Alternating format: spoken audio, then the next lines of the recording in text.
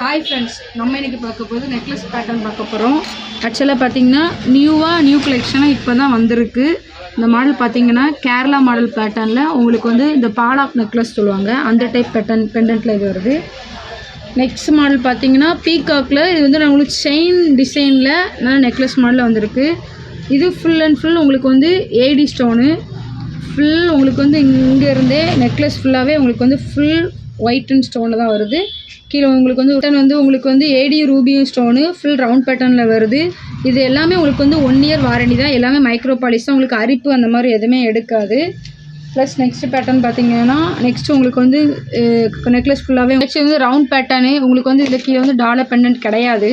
Next model பார்த்தீங்கன்னா நல்லா enamel வச்ச ஸ்டோனுக்குள்ளது.